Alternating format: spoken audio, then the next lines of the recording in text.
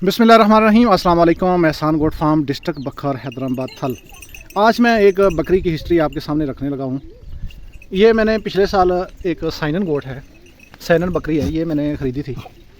यहाँ पे देखें जी, खूबसूरत है माशाल्लाह। तो ये फुल दांत में है। जब मैं इसको लिया था अभी साल नहीं हुआ, 11 साढ़े 11 महीने हुए। तो ये इसके साथ ये एक बकरा था। मैं आपको यहाँ पे दिखाता हूँ जी, इधर आ भाई, ये वाला ये इसका बकरा था जी। ये अभी दूध पीता था जब मैंने इसको लिया था। तो माशाल्लाह बड़ा प्यारा है, ये भी फुल वाइट में है। और उसके बाद ये बकरी, और अब इसके पीछे जी ये तकरीबन 1.5 माह के हो गए हैं ये बच्चे। एक इसमें फ़ीमेल है और ये इसके अंदर मेल है, यानी एक बकरा है और एक इसके अंदर बकरी है। और नेक्स्ट बकरी जो है 1.5 मंथ अभी हुआ है, बच्चे छोटे हैं आप देख रहे हैं। और बकरी आगे जी प्रेग्नेंट हो गई है। जो कहते हैं ना जी इनसे मुनाफा नहीं है, तो मैं तकरीबन एक बकरी का इंशाल्लाह आपके सामने। तो जैसा कि मैं पहले भी आपको बताता रहता हूँ कि मेरे पास जो ब्रीड है ये 3 किस्म की है टैडी बकरी के अंदर। यहाँ पे ये देखें, ये एक बकरा आपको नज़र आ रहा है, आपको लगता है कि ये टैडी है। इसका वज़न 100 kg से ज़्यादा है, 100 से ज़्यादा इसका वज़न, इतना ये मोटा है। और माशाल्लाह ये भी इन्हीं के अंदर है। यहाँ पे मेरे पास ना 3 नस्लें हैं टैडी के अंदर। एक ये साइनन में है, और इसके अलावा बर्बरी में है, और इसके अलावा वाइट में है जिनको गुलाबी हरन कहते हैं। ये भी रशियन ब्रीड होती है। तो ये 3 मेरे पास नस्लें हैं, और मैं इंशाल्लाह गाहे बगाहे एक एक बकरी की स्टोरी आपके सामने रखूँगा कि जब मैं लेके आया था तो ये कैसी थी, और उसके बाद जो हमें इनसे अल्हम्दुलिल्लाह मुनाफा हुआ है वो क्या है। अभी हम इनमें से कुछ सेल आउट तो नहीं कर रहे और ना ही करना चाहते हैं, क्योंकि हम ब्रीड के ऊपर काम कर रहे हैं। और कम अज़ कम इनके आगे जब तक 10-10, 15-15 नग नहीं हो जाते उस वक्त तक ना हमने कोई सेल करना है। 1 मिनट जी अजान हो रही है। और ये जो मेरे पास बकरियाँ ना, ये कुछ ज़्यादा अरसा नहीं हुआ ये वाली ब्रीड। दूसरी चीनी मक्खी हो गया, बीतल हो गई, देसी बकरी तकरीबन, और उसके अलावा जो इस सहरा की बकरी होती है वो बड़े बड़े बालों वाली जत्तल बकरी, वो यहाँ की ब्रीड है। लेकिन मैंने जो स्टेप उठाया ये बकरियाँ लेने का, तो ये कुछ सोच समझ के लिया था। तो अल्हम्दुलिल्लाह इनसे हमें जो बेनिफिट हुआ है वो इंशाल्लाह एक एक बकरी का एक्सपीरियंस मैं डेली आपके साथ शेयर करूंगा। तो ये आपके साथ शेयर करने का मतलब ये है कि इन बकरियों से कितना मुनाफा और कितना फ़ायदा होता है।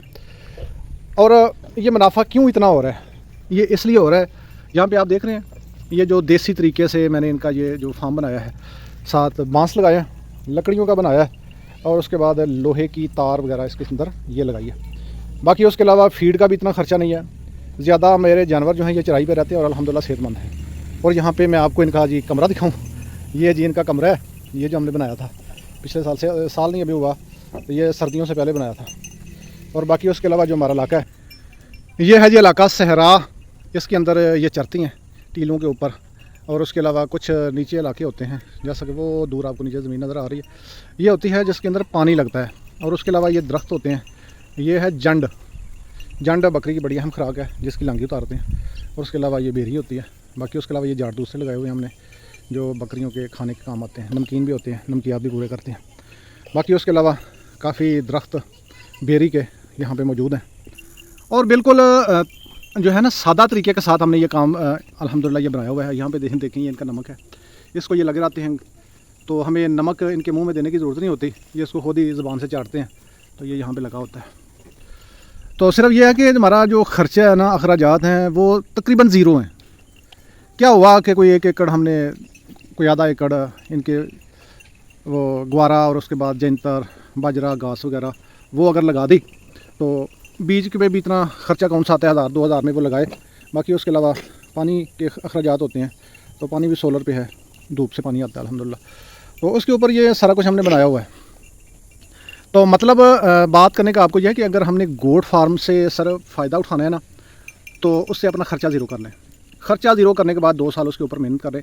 अभी ये मेरे पास 1 साल नहीं हुआ, और अल्हम्दुलिल्लाह इनके अंदर जो इसके इजाफ़ा है वो अल्हम्दुलिल्लाह एक बार एक सुबह उन्होंने मुझे दिया है। कुछ पहले से बच्चे मौजूद थे और कुछ अभी प्रेग्नेंट हैं बकरियाँ इंशाल्लाह, जैसा कि ये माशाल्लाह ये बैठी हुई हैं।